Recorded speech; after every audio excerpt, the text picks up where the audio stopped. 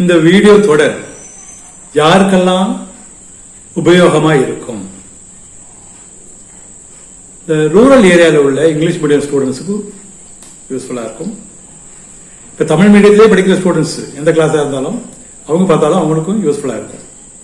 அப்புறம் பேரண்ட்ஸ், சில பேரண்ட்ஸ்க்கு அவங்க கிராஜுவேட்டா இருப்பாங்க, ஆனாலும் சரளமா பேச முடியாது. Fluency in English is less. அதாவது சரளமா பேசும் தன்மை, ஆங்கிலத்தில் சரளமா பேசும் தன்மை குறைவா இருக்கும். அவங்களுக்கு அண்டர்ஸ்டாண்ட் பண்ணிக்க முடியும், ரிட்டன் இங்கிலீஷ்ல நல்லா இருக்கும். ஆனா spoken English, practical spoken English கம்மியா இருக்கும். அவங்களுக்கு இது யூஸ்ஃபுல்லா இருக்கும். சரியா? இப்போ ரீசெண்டா ஒரு பிசிக்கல் எஜுகேஷன் டீச்சரை செலக்ட் பண்ணோம். நிறைய பேர் வந்திருந்தாங்க, ஒரு 7-8 பேர் வந்திருந்தாங்க. இப்போ நிறைய பேருக்கு திறமை நிறைய இருக்குது. அவங்க யூனிவர்சிட்டி பிளேயர் சொல்றாங்க,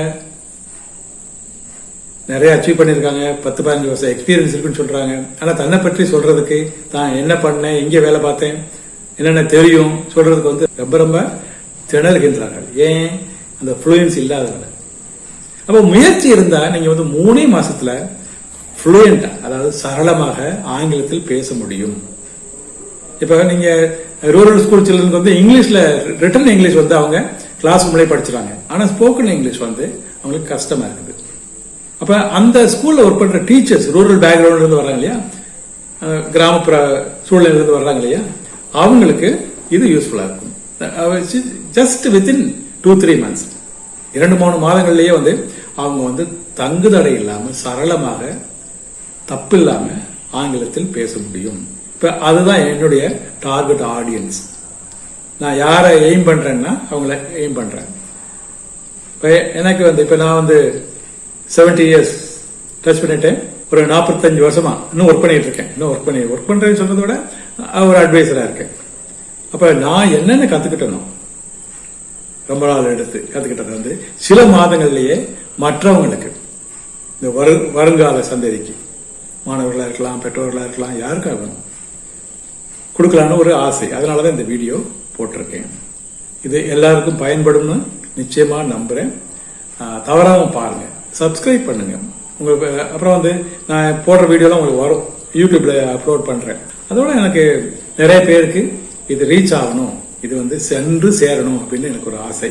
அதனால நீங்க எல்லாம் பார்த்துட்டு சப்ஸ்கிரைப் பண்ணிட்டு லைக் பண்ணிட்டு உங்க ஃப்ரெண்ட்ஸ் அண்ட் ரிலேட்டிவ்ஸ்க்கு ஷேர் பண்ணுங்க. இது ரொம்ப ரொம்ப நல்லா இருக்கும், பயனுள்ளதா இருக்கும்.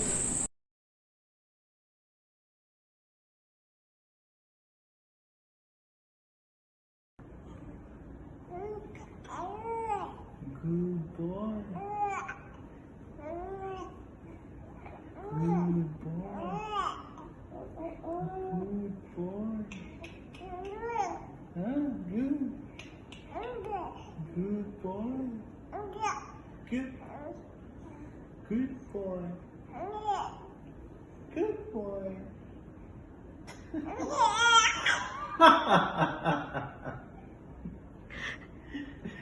Good boy. Good boy. Good boy. Huh?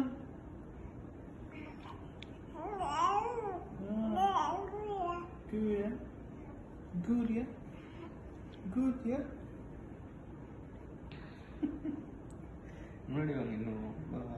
Kick. Good.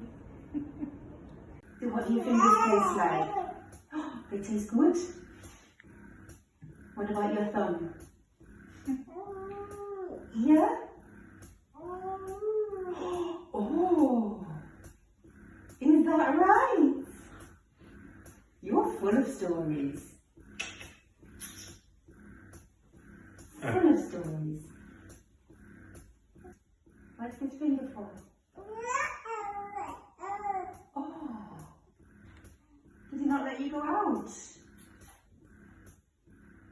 Guilty. It's like, haha, daddy. Haha, I've got my hands. Come, let's check this little mouth. Are you ready? Ready? We'll check the lip. Yeah. And I check the inside. Stop shouting at me. Look. இப்ப நம்ம ஒரு 2-3 video பார்த்தோம். ஒரு குழந்தை, 2 மாச குழந்தை சரளமா பேசுறது. என்ன பேசிச்சின்னு உங்களுக்கு புரிஞ்சதா? நான் சொல்லவா? அப்பா பக்கத்தில் உட்காந்துருக்கிறது யாரு? தாடி மீசையெல்லாம் வச்சுட்டு என்னை ஊருன்னு பார்க்குறாரு. அவரை வெளியே போய் சொல்லுங்க, இல்லைன்னா என்னைய அடுத்த ரூமுக்கு கொண்டு போங்க. இது யாரு? நல்லவரா கெட்டவரா அப்படின்லாம் சொல்லிச்சு ஃபர்ஸ்ட் வீடியோவில். இன்னொரு வீடியோவில் டாக்டர் எனக்கு ஒன்றும் கிடையாது, நான் நல்லா இருக்கேன், எங்கள் அப்பா அம்மா தெரியாமல் என்னை கூப்பிட்டு வந்துட்டாங்க, எனக்கு ஊசி கீசி போட்டுறாதீங்க, வேணும்னா எங்கள் அப்பா அம்மாவுக்கு ஊசி போடுங்க, ஒன்றும் பிரச்சனை இல்லை, ஆளுக்கு 2 ஊசி போடுங்க, அப்பாவுக்கு 2 அம்மாவுக்கு 2 ஊசி போடுங்க. அப்புறம் இன்னொன்று இதில் வந்து என்ன, எனக்கு பாக்ஸிங் தெரியும், குத்திடுவேன் அப்படிங்கிற மாதிரி ஒரு பயமுறுத்திக்கிட்டே பேசுகிறாரு. இந்த குழந்தை வந்து 2 மாத குழந்தை, அதாவது 3 வருஷத்துக்கு முன்னாடி என்னுடைய பேர குழந்தை. அதாவது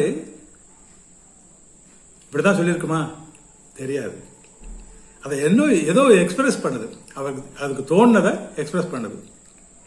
இப்போ ஏன்னா நிறைய கேட்குது, ஆனால் அதுக்கு சொல்ல தெரியல, அதனுடைய பாஷையில சொல்லுது. இப்படிதான் லாங்குவேஜ் வந்து, மொழி வந்து முதல்ல கேட்குறோம், அப்புறம் தப்பு தப்பாக சொல்ல ஆரம்பிக்கிறோம், அப்புறம் வந்து மற்றவங்க சொல்றதை வச்சு கரெக்ஷன் வச்சு என்ன பண்றாங்க, அவங்க இம்ப்ரூவ் பண்ணிடுறாங்க. இப்போ இதே குழந்தை வந்து ஒரு 1.5 வயசு 2 வயசுலாம் தமிழ்லையும் தெலுங்குலையும் சரளமாக பேசுறதுக்கு பழகிருச்சு. இப்போ 3.5 வயசு ஆயிடுச்சு, ஸ்கூலுக்கு போகுது, அப்ப பேசுறது கேளுங்க. இந்த 3.5 வயசுல பேசுறது கேளுங்க. அந்த பேச்சுல வந்து கிராமர் இருக்காது, ஆனா வந்து என்ன நினைச்சானோ அதை வந்து கம்ப்ளீட்டா சொல்ல ஆரம்பிச்சிட்டான், ஈஸியா சொல்ல ஆரம்பிச்சிட்டான் இல்லையா? தப்பு தப்பா இருந்தாலும் ஆனா நமக்கு புரியுது, என்ன சொல்றான்னு நமக்கு புரியுது. நீங்க கேட்டு பாருங்க. What did you say? Where was the building? It was beside Burj Khalifa. Where? Beside Burj Khalifa, your office, and you go up in the office, and you do computer, and you go back to the house, and I playing in the house, and I come to the school, and I come back to the house, and you can come back to the house. The first part we have learned the first person singular plural, second person singular plural, third person singular plural. நம்மளுடைய தமிழ்ல சொல்லட்டோமா? நாம ஏற்கனவே நம்ம முடிவு பண்ணது மாதிரி bilingual, அதாவது 2 மொழி, தமிழும் ஆங்கிலமும் மாறி மாறி உங்களுக்கு புரியுற வகையில சொல்லலாம்னு முயற்சி பண்றேன். ஃபர்ஸ்ட் பர்சன் தான் அது. சில பேர் வந்து என்ன தன்னிலை முன்னிலை படற்கையெல்லாம் சொல்லுங்க, எனக்கு புரியலை அப்படிங்கிற மாதிரி சொன்னாங்க, அதனால அதை நான் இன்சிஸ்ட் பண்ண போறதில்லை. இப்போ நீங்க வந்து ஃபர்ஸ்ட் பர்சன் என்னன்னா என்ன, செகண்ட் பர்சன் என்ன, தேர்ட் பர்சன் என்ன, அதில் சிங்குலர் ப்ளூரல் என்ன புரிஞ்சிருக்கும் உங்களுக்கு. இப்போ சில வாக்கியங்கள் கொடுத்துட்டு அதுக்கு நெகட்டிவ் சென்டென்ஸ் என்ன. இப்போ வந்து ஐ கோ, நான் போறேன்னு சொல்றோம், நான் போறேன்னு சொல்றதுக்கு இங்கிலீஷ்ல என்ன சொல்றது, ஐ கோ. அதுக்கு வந்து இது வந்து பாசிட்டிவ் சென்டென்ஸ், அதாவது நேர்மறை வாக்கியம். இது உங்களுக்கு கஷ்டமாக இது விட்டுருங்க, பாசிட்டிவ் சென்டென்ஸ், அது ஞாபகம் வச்சுக்கோங்க. அடுத்து அதுக்கு நெகட்டிவ் சென்டென்ஸ், அதாவது எதிர்மறை வாக்கியம். நான் போகல, போறேன்னு சொன்னா நான் போறேன் அப்படின்னு சொன்னா என்னது, பாசிட்டிவ் சென்டென்ஸ், பாசிட்டிவ் வாக்கியம். சரியா? அதை வந்து நான் போகலைன்னு எப்படி சொல்றது அப்படின்னு கேட்டா, நிறைய காலேஜ் முடிச்ச ஸ்டூடெண்ட்ஸ் கூட, மாஸ்டர்ஸ் படிச்ச ஸ்டூடெண்ட்ஸ் கூட வேற வேற இது சொல்றாங்க. சில பேர் என்ன சொல்றாங்க, I did not go, I am not going, I was not going, எப்படி சொல்றாங்க. அப்ப இது பூராமே ஐ கோக்கு உள்ள நெகட்டிவ் சென்டென்ஸ், அதாவது எதிர்மறை வாக்கியம் என்னன்னு கேட்டா நிறைய பேருக்கு தெரியல. இப்ப அதுக்காக நம்ம என்ன பண்றோம்னா, இப்போ அது பேசிக் ரூல் என்ன, அதுல வந்து எப்படி நம்ம வந்து அதுக்கு நெகட்டிவ் சென்டென்ஸ் சொல்றது, அதோட 2-3 சென்டென்ஸ் இன்னும் சேர்த்து சொல்ல போறேன். ஒன்னு வந்து நேர்மறை வாக்கியம், அதாவது பாசிட்டிவ் சென்டென்ஸ், ஐ கோ.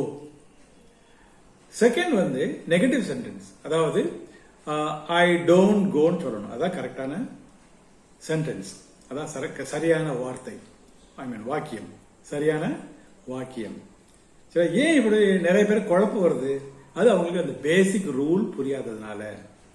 சரியா? இப்ப நம்ம இந்த பேசிக் ரூலை பார்ப்போம். இப்ப நம்ம வந்து ஒரு வேர்ப் எடுத்துக்கோம். வேர்ப்னா வினைச்சொல். கோங்கிறது வினைச்சொல், ரன்ங்கிறது அனதர் வினைச்சொல் இல்லையா?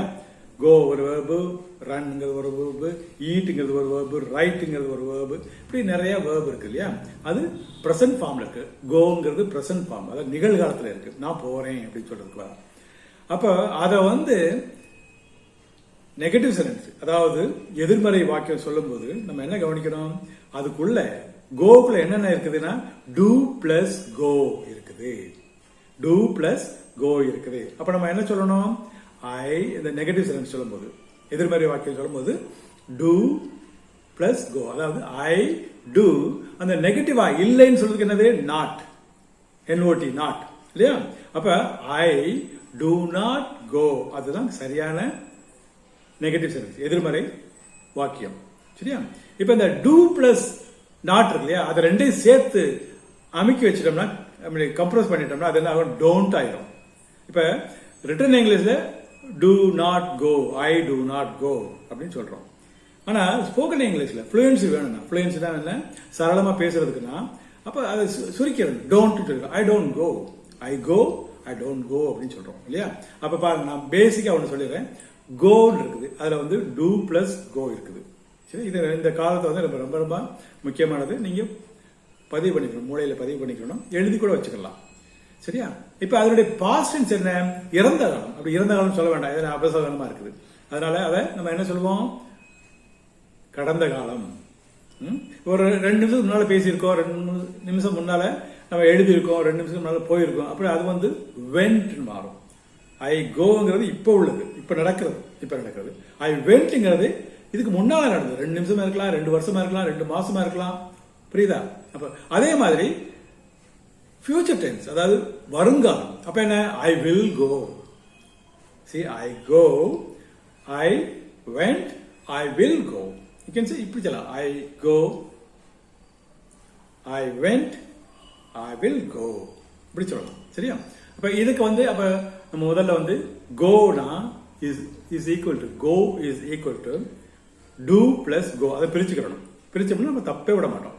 அடுத்து வந்து past tense, கடந்த காலம். went, I went, நான் போனேன், நேத்து போனேன், இல்ல 5 நிமிஷம் முன்னால போனேன், இல்ல 2 நிமிஷம் முன்னால போனேன். நம்ம இருக்கிற இப்ப உள்ள டைம் கடந்து முன்னால, இதுக்கு முன்னால 1 நிமிஷம் ஆனாலும் சரி, அது வந்து past tense, அதாவது கடந்த காலம். புரியுதா? அப்ப ஓகே. இதே வந்து அந்த வெண்ட் வந்து எப்படி பிரிக்கிறது அதை நீங்க புரிஞ்சுக்கணும். வெண்ட் எப்படி பிரிக்கணும்? டிட் பிளஸ் கோ, அந்த பேஸ் வெர்ப் இருக்குல்ல, கோ அது மாறாது, இந்த டிட் மட்டும் தான் மாறும். Did plus go is equal to went. Did plus go is equal to went. இப்ப சில சமயங்கள்ல வந்து நம்ம என்ன சொல்றோம்? he goes, she goes, it goes சொல்றோம். அப்ப தேர்ட் பர்சன் சிங்கிள் இருக்கு, எப்பவுமே எஸ் இல்லைன்னா இஎஸ் சேர்க்கணும். I go, you go, we go, they go, he goes. அந்த கோஸ்ல வந்து என்ன இருக்குது? கோஸ்ல வந்து does plus go அப்படி இருக்குது. இது இந்த முக்கியமான காலம். இது நம்ம முதல்ல என்ன பார்த்தோம்? I, we, you, he, she, it, they. அதை பார்த்தோம் இல்லையா? அந்த காலம் பார்த்தோம் இல்லையா? ஞாபகம் இருக்குதா? இதை பாருங்க, மறுபடியும் பாருங்க, அந்த இதை காமிக்கிறவங்களுக்கு. ரைட். அப்ப அதே மாதிரி இதையும் முக்கியமா தெரிஞ்சுக்கணும். இப்ப இந்த இது இருந்ததுன்னா நீங்க தப்பே விட மாட்டீங்க. சரியா? ரைட். தேங்க்யூ.